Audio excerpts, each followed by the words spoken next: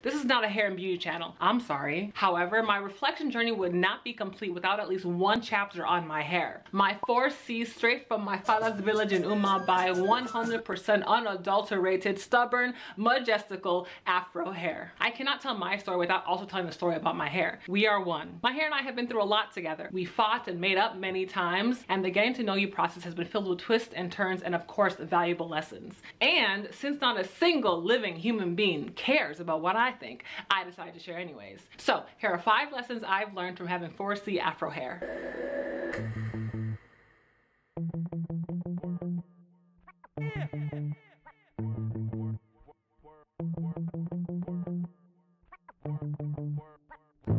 Doesn't mean less when you make that sound. Come at me best when you spread shit round.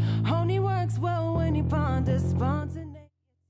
Hi and welcome to my channel. Why am I still here? I don't know. But if you're at all curious about what my future videos will bring, don't forget to subscribe before you head out. And who knows, maybe if you like or share this video, good karma will find you. It is the highest of honors to hear from you, oh blessed of the earth. So feel free to let me know what you think in the comments below. Okay, thanks. Number 1, Afro hair requires effort, a lot of effort. But what I learned by doing my own hair was definitely worth that effort. If you know anything about black hair, specifically 4C hair, you know very well that all those bomb hairstyles don't just happen. It can take a lot to style our hair. Raise your hand if you ever spent your whole goddamn life getting your hair braided in somebody's damp basement.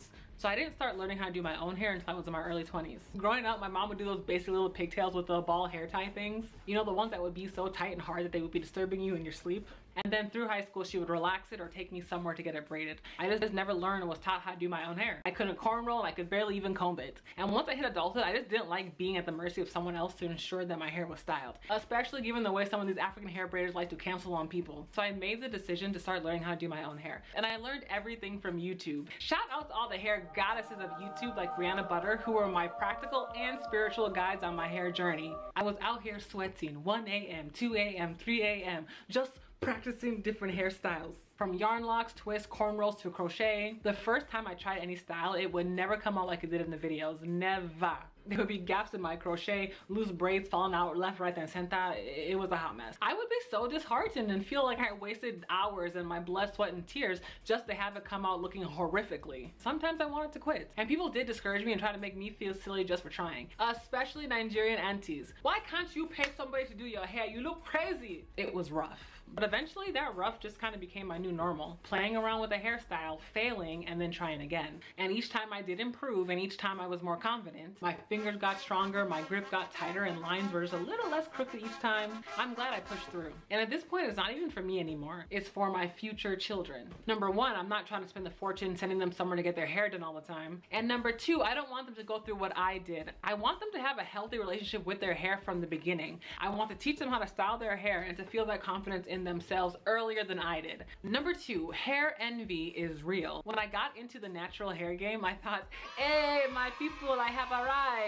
But I ended up feeling hair envy even towards others with 4C hair. I guess there's this image of what good black hair is supposed to look like, and much of it has to do with length and texture. We know there's a little bit more love for looser curl patterns and even for tighter curl patterns that have a lot of length and volume. That is the ideal natural hair. Texturism is very real. Obviously, I cannot achieve the loose curl look naturally, but I figured I can make this 4C hair of mine grow long and luxurious, right? I thought. That became the objective for me. I craved that length. Retention. Every 5 minutes, length checking. Did it grow? Did it grow? Did it grow? I would see these big, beautiful, voluminous curls and feel like trash about my widow puff. And I think all of the 4C women out there feel similarly. There's this obsession with length. Why? Why do we associate long hair with femininity? Where does that come from? And don't come for me in the comments. I know that 4C hair can grow long. I know. I get it. People do it every day. But why is that the benchmark? Why is that the goal? Length? I don't know. Am I cured? Not 100%.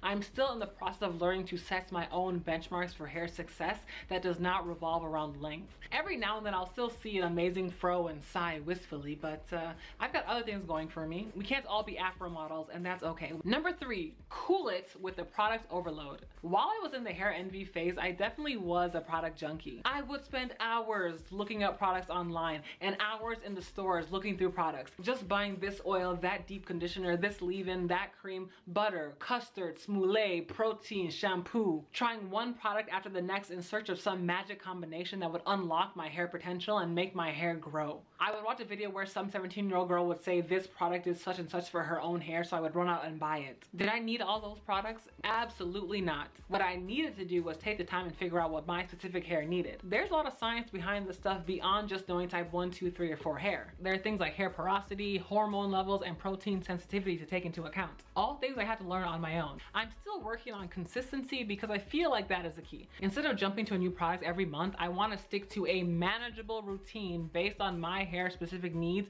and just write it out for some time. We'll see how that goes. Number 4, my hair does not control my life. Man, I was burnt out after a few years of trying any and everything to grow my hair and from constantly trying to retain length. At a certain point, I had to let go of whatever vision for my hair I've been holding on to. It might be a sign of, I don't know, aging, but at 28, my hair just does not play as large of a role in my overall happiness as it did when I was younger. There are many moments from when I was a teenager that I remember thinking, if I just had this, then I'll be happy. Whether it was makeup, losing weight, gaining booty, having nice clothes. When I'd get the thing that I had been chasing, I realized that nothing changed about how I felt about me. Nothing about my physical appearance or my material possessions hold as much weight now as they once did to my sense of self. And my hair is included in that. I still want my hair to be healthy and I still want to slay whenever possible, but even on days when neither of those two things are true, I'm still happy with myself. I don't want to wait until I can achieve a certain length or hairstyle before I can enjoy my life. I didn't want my life to revolve around my hair anymore, so I cut it all off about 6 months ago. I don't know. I wanted to prove that I didn't need it, and it was freeing to let it go. I no longer have the energy to defend my hair 24/7, not from the natural hair Nazis and not from the respectability police. Sometimes I have good hair days, sometimes I have bad hair days. Sometimes I wear wigs, sometimes I wear scarves, some days I do crochet or twists or individual braids,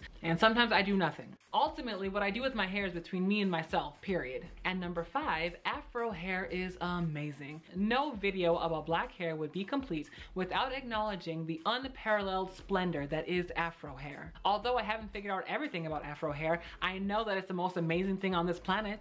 Its versatility is beyond comprehension. Afro hair curls, locks, straightens, can be braided, relaxed, twisted, bantu, knotted. It is glorious. It is art. It is so fucking amazing that at one point in American history, black women were forced to wear head wraps because their beautiful, elaborate hairstyles were considered a threat to the status quo.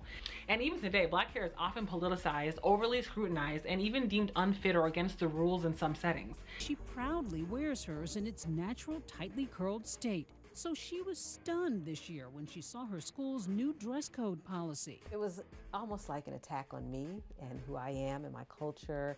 Ashanti and Mom Attica soon became part of a hot national debate around the country about perceptions involving natural hair.